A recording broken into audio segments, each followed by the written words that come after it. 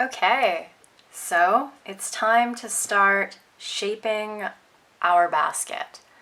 And one of the things that you'll likely notice as you get farther along is that there's actually quite a bit of movement here. The way that these rows come out, you can almost manipulate them. How can I capture that on camera? There we go. They can bend. There's some mobility there. And they may even start to try to kind of curl as you're building your basket. If that's happening, you can just keep pressing them flat as you work each row around. This has some flexibility too. How can I capture that? There you go. So that's quite impressive. I don't know, it's just a quality of the basket, and I think it helps to demonstrate that it won't be too complicated to begin to get our curve in here. There's two ways that I create a curve when I'm building my basket. One is simply the way that I have been holding it with my left hand this whole time. I start to use my index finger to push a slight curve into the piece. So instead of it being just flat, I'm pushing that up. And then doing your stitches on the piece. Where is my thread tangled? What did I do? Okay.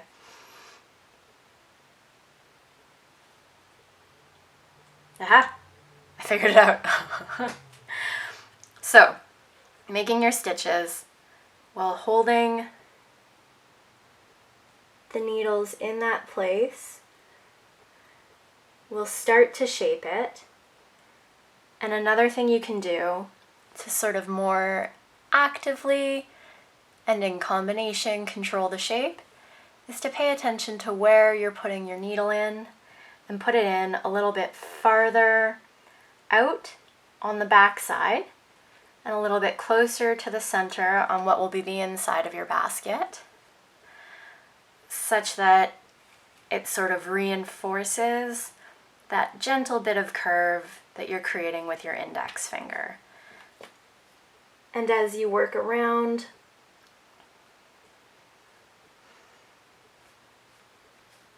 that shape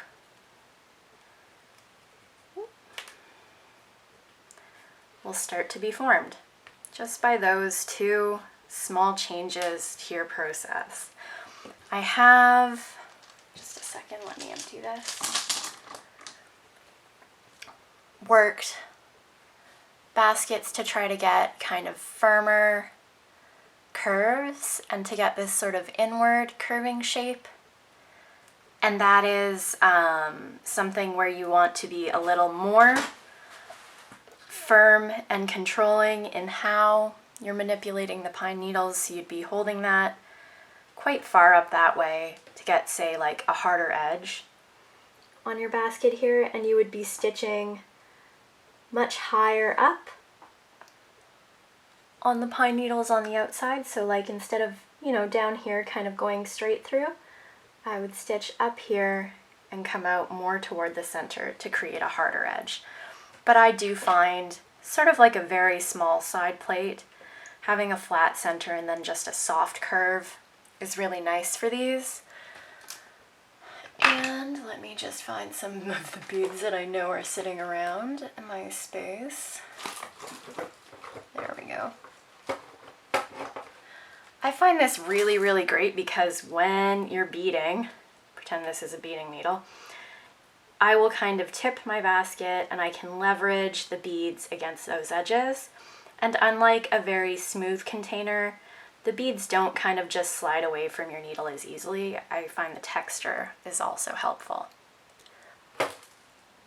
That's the collection of beads that I need to find the containers for and separate back into their homes, because I get really guilty if I don't put every bead back in its home so that it can one day be used and not get wasted. All right, so if you keep working your rounds with that kind of manipulation of the shape between your thumb pushing downward and your forefinger pulling up,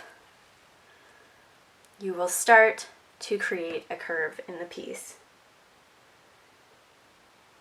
And while I bring this forward a bit, I'm just going to talk about one. You can see here I'm starting to work from where I split those earlier rounds of stitches into 2 more rows.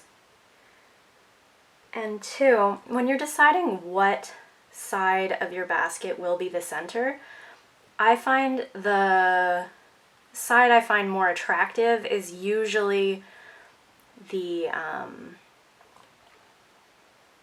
side my needle is coming out onto, because I'm like able to watch and control where those stitches are very tidily. And I also, I don't know, it's not always the same, but you can just, when you're deciding which way you want to curve it, kind of flip it over, inspect both sides, see which side you like more. And usually I'm looking at the side that will be like the inside curve of the bowl more once it's in use. And so I tend to prefer that side.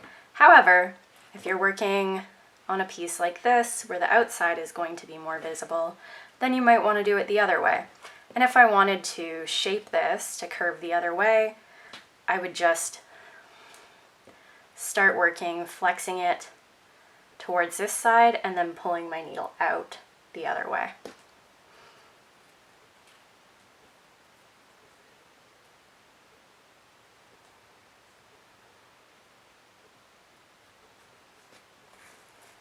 Oh, right, I need to add the button here.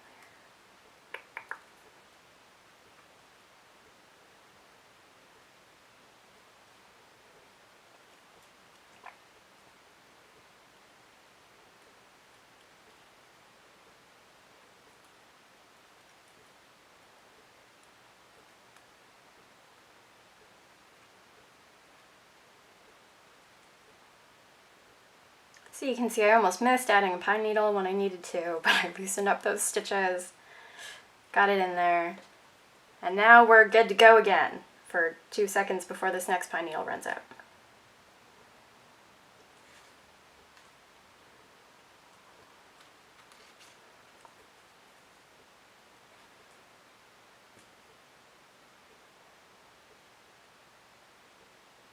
Sometimes this happens.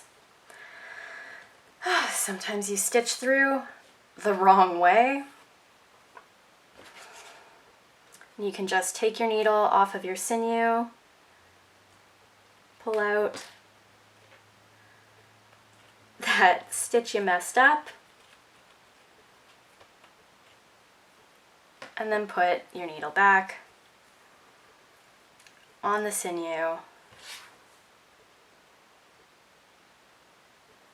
and go ahead and do that stitch the way you meant to.